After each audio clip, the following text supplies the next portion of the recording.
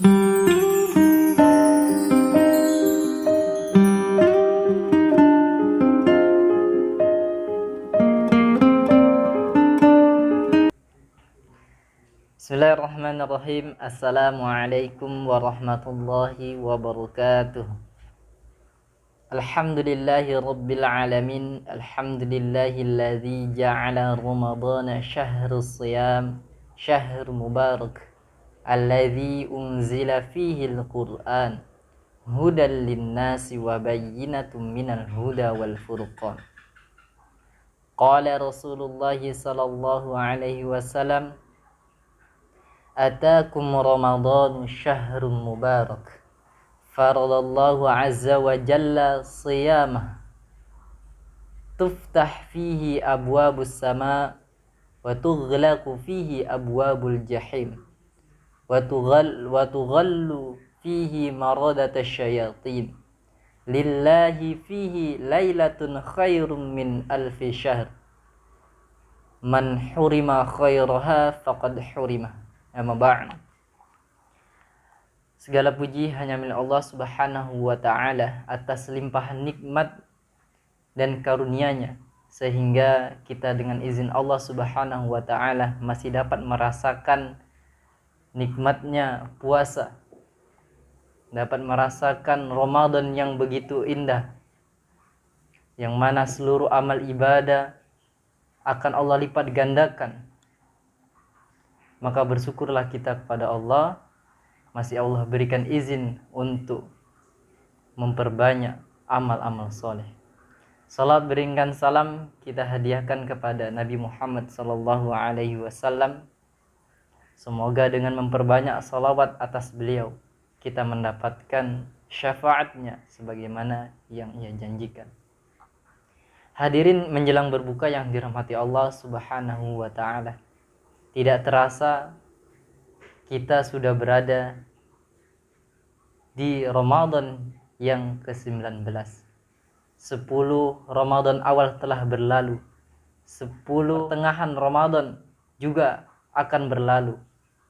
Apakah kita sudah maksimal dalam menjalankan ibadah-ibadah di bulan yang penuh berkah ini?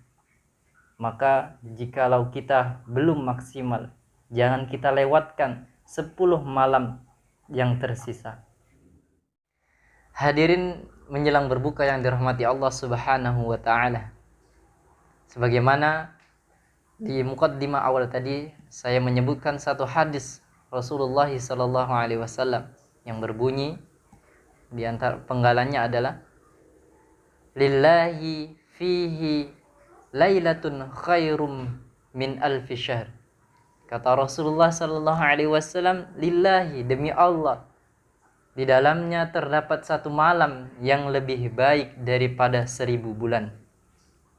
Man hurima khairaha faqad hurima. Barang siapa yang tidak Allah izinkan untuk mendapatkan kebaikan di dalamnya, maka ia tidak akan mendapatkannya. Hadirin menjelang berbuka yang dirahmati Allah Subhanahu wa taala. Dari hadis tadi, Rasulullah mengabarkan kepada kita bahwasannya ada satu malam yang begitu mulia, yang begitu agung.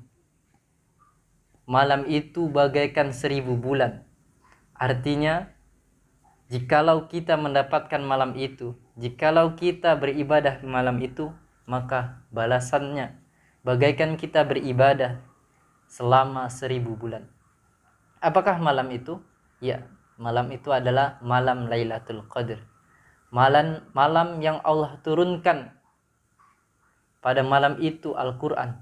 Sebagaimana Allah Subhanahu wa ta'ala berfirman dalam surah Al-Qadar, Inna anzalnahu fi lailatul qadar. Sesungguhnya kami menurunkannya Al-Quran pada malam Lailatul Qadar. Wa ma adraka ma Lailatul Qadar. Dan tahukah kamu apakah itu malam kemuliaan itu?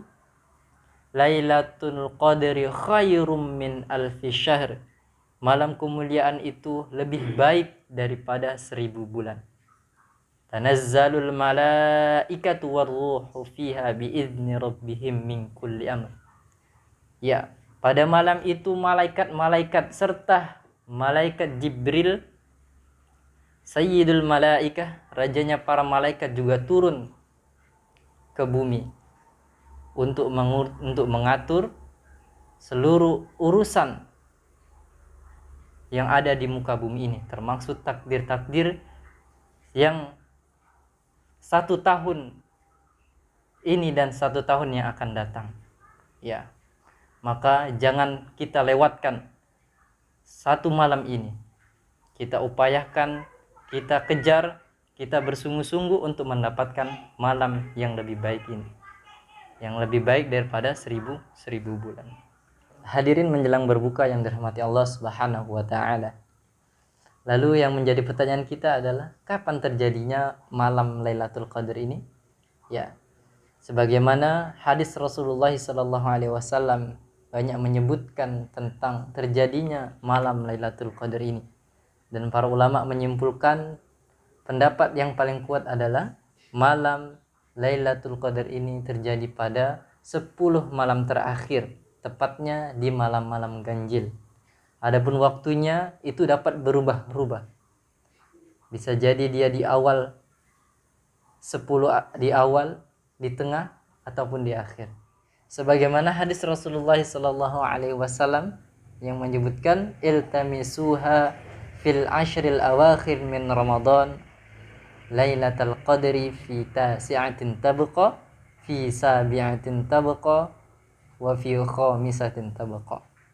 Yang artinya, carilah malam Lailatul Qadar itu pada 10 akhir di bulan Ramadan, tepatnya pada malam ke-9, 7, dan 5 yang tersisa dari Ramadan. Hadis riwayat Bukhari. Hadirin menjelang berbuka yang dirahmati Allah Subhanahu wa taala.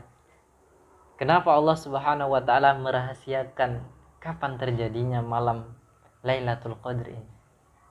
Ya, ternyata di antara hikmahnya adalah Allah Subhanahu wa taala ingin melihat di antara hamba-hambanya yang istiqomah dalam meraih kemuliaan-kemuliaan di bulan Ramadan ini.